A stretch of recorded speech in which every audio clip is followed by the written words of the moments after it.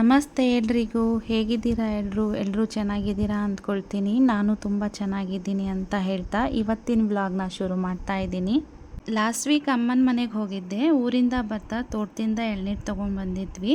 ಇವಾಗಂತೂ ಗೊತ್ತಲ್ವಾ, ಬೆಳಗ್ಗೆ 7-8 ಗಂಟೆ ಅಷ್ಟೊತ್ತಿಗೆ ತುಂಬ ಬಿಸಿಲು ಬಂದಿರುತ್ತೆ.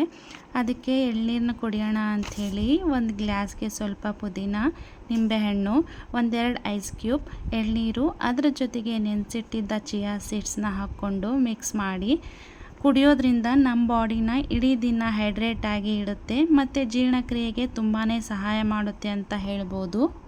ಇನ್ನು ಇವತ್ತು ನನ್ನ ಹೇರ್ಗೆ ಏನಾದರೂ ಮಾಸ್ಕ್ ಮಾಡ್ಕೊಳ್ಳೋಣ ಅಂಥೇಳಿ ಮಾಡ್ಕೊಳ್ತಾ ಇದ್ದೀನಿ. ಅದನ್ನು ನಾನು ನಿಮ್ಮ ಜೊತೆ ಶೇರ್ ಮಾಡ್ಕೊಳ್ತಾ ಇದ್ದೀನಿ. ಮನೇಲೇ ಆಲೋವೆರಾ ಗಿಡ ಇದ್ದಿದ್ದರಿಂದ ಅದನ್ನೇ ಸ್ವಲ್ಪ ಕಟ್ ಮಾಡಿಕೊಂಡು ನೀಟಾಗಿ ವಾಶ್ ಮಾಡ್ಕೊಳ್ತಾ ಇದ್ದೀನಿ. ಯಾಕಂದರೆ ಅದರ ಮೇಲೆಲ್ಲ ಸ್ವಲ್ಪ ಮಣ್ಣೆಲ್ಲ ಕೂತಿರುತ್ತೆ. ಹಾಗಾಗಿ ಆಲೋವೆರಾನ ನಾನು ನನ್ನ ಹೇರ್ ತುಂಬ ಡಲ್ಲಾಗಿ ಫ್ರಿಝಿಯಾಗಿ ಕಾಣಿಸ್ತಿದೆ ಅಂದಾಗ ಬಳಸ್ತೀನಿ. ಆಲೋವೆರಾನ ನಾವು ಆರೋಗ್ಯ ದೃಷ್ಟಿಯಿಂದ ನೋಡೋದಾದರೆ ನಮ್ಮ ದೇಹಕ್ಕಾಗಲಿ ನಮ್ಮ ಕೂದಲಿಗಾಗಿ ಬಳಸೋದ್ರಿಂದ ನಮಗೆ ತುಂಬಾ ಬೆನಿಫಿಟ್ಸ್ ಇದೆ.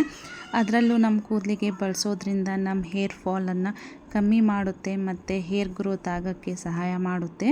ನಾನಿಲ್ಲಿ ಸಿಪ್ಪೆ ತೆಗೆದು ಒಳಗಿನ ಜೆಲ್ನ ಅಷ್ಟೇ ಬಳಸ್ತಾ ಇದ್ದೀನಿ.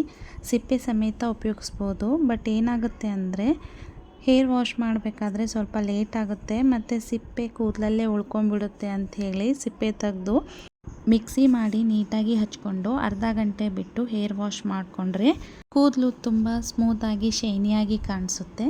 ವಾರಕ್ಕೊಂದ್ಸತಿ ಆದರೂ ಈ ರೀತಿ ಹಚ್ಕೊಳ್ಳೋದ್ರಿಂದ ತುಂಬಾ ಒಳ್ಳೆಯದು. ಆಗಿ ಮನೆಯಲ್ಲಿ ಪೂಜೆ ಎಲ್ಲ ಮುಗಿಸ್ಕೊಂಡು ದೇವಸ್ಥಾನಕ್ಕೆ ಹೋಗ್ತಾ ಇದ್ದೀವಿ. ದೇವಸ್ಥಾನದಲ್ಲಿ ದೇವರ ದರ್ಶನ ಪೂಜೆ ಎಲ್ಲ ತುಂಬ ಚೆನ್ನಾಗಾಯಿತು. ದೇವರು ಎಲ್ರಿಗೂ ಒಳ್ಳೇದು ಮಾಡಲಿ ಅಂತ ಹೇಳ್ತಾ ನಾನು ಇವತ್ತಿನ ವ್ಲಾಗ್ನ ಮುಗಿಸ್ತಾ ಇದ್ದೀನಿ. Thank you.